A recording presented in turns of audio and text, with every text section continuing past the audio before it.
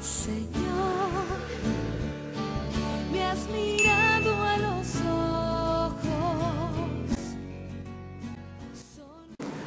Hemos llegado al segundo domingo de la Pascua. Seguimos viviendo la alegría del resucitado. Los evangelios insisten en que un día después del descanso, muy de madrugada, Jesús salió del sepulcro y se fue manifestando paso a paso para confirmar a sus hermanos en la fiesta de la resurrección, en la verdad fundamental de nuestra fe. Qué hermoso es pensar en este evangelio.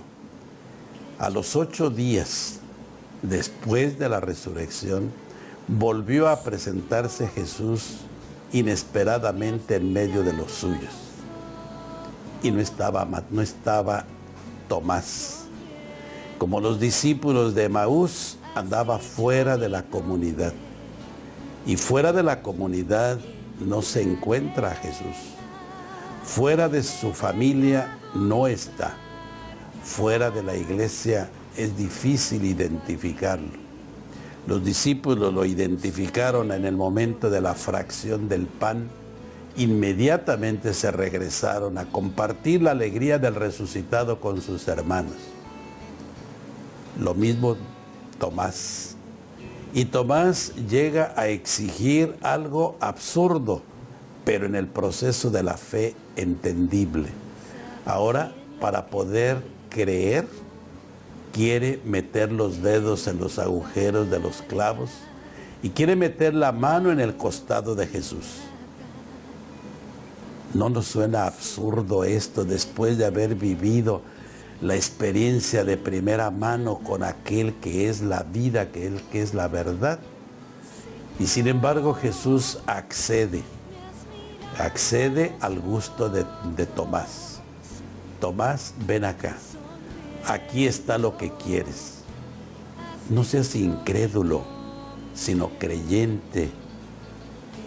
El creer exige de todos nosotros una obediencia grande a la palabra del que nos ha hablado.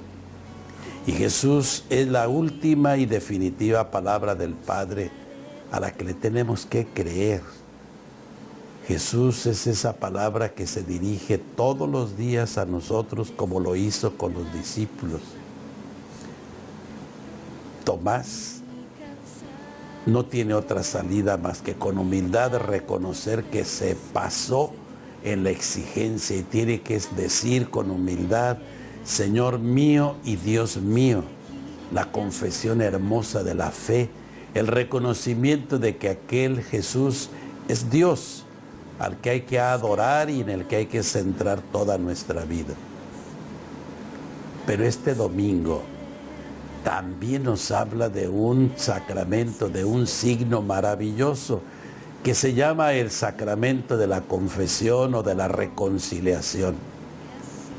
Sopló sobre ellos: a todo aquel que perdonen, yo lo perdono. Aquel a quien no le perdonen, queda sin perdonar. Una misión y una verdad inaudita que todavía mucha gente se resiste a aceptar y se resiste por falta de fe.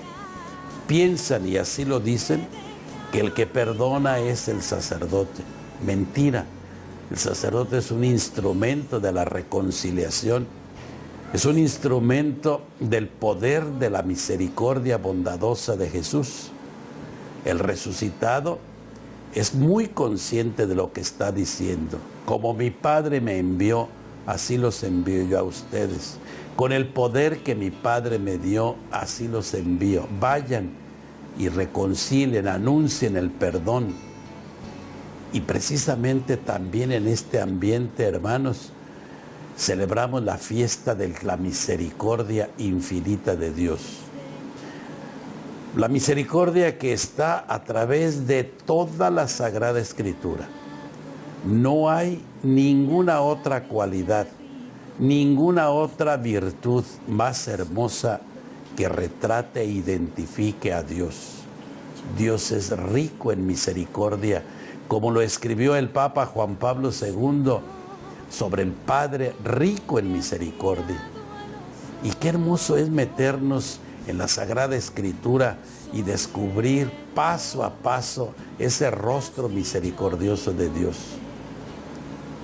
Las entrañas se le conmueven, su amor es eterno, su ternura es infinita. Y esa virtud o esa cualidad que resume tantas, es una virtud tan maternal que por eso Dios la vive en su plenitud. Y esa misericordia nos la ha dado a conocer plenamente en su Hijo Jesucristo. Jesús es el rostro misericordioso de su Padre. Es una fiesta este domingo reciente en la iglesia que tiene la participación de haber sido solicitada por el mismo Jesucristo a través de una santa del siglo XX, Santa Faustina Kowalska, una religiosa polaca, que Juan Pablo II la estimó en grande y más aún él la declaró como santa.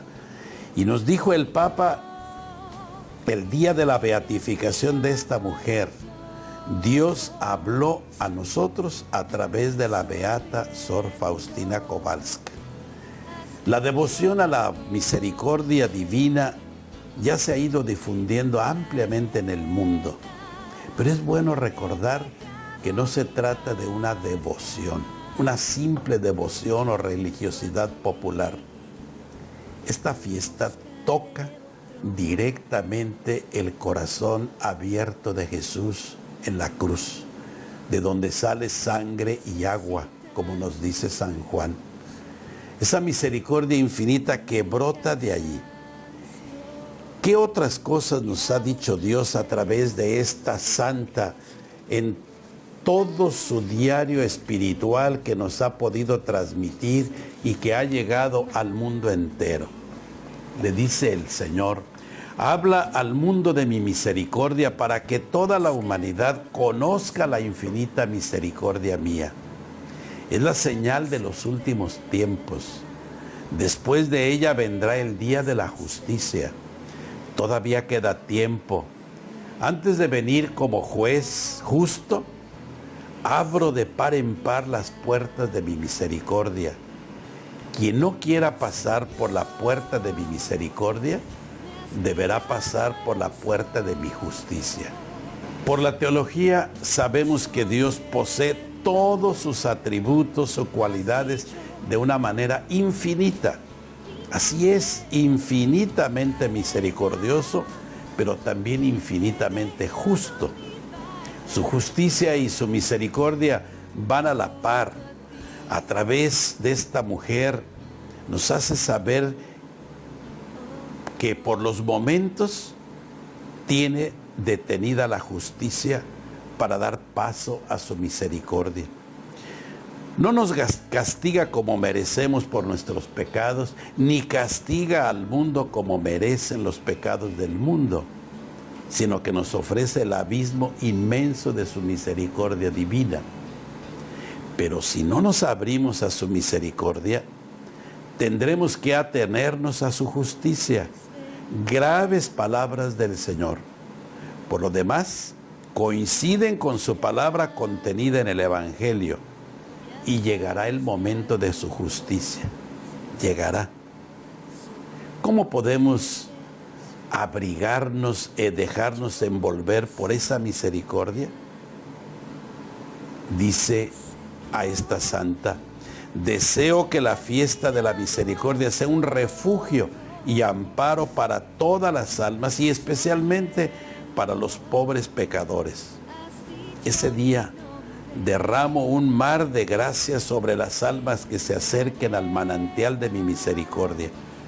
El alma que se confiese y reciba la Santa Comunión obtendrá el perdón total de las culpas y de las penas. Que ningún alma tema acercarse a mí, aunque sus pecados sean como escarlata, o sea, muy graves, muy feos. Así que quien aproveche este ofrecimiento del mismo Dios para el día de la divina misericordia, queda a 0 kilómetros, como si se acabara de bautizar, totalmente purificado de toda culpa, como si no hubiera cometido nunca ningún pecado.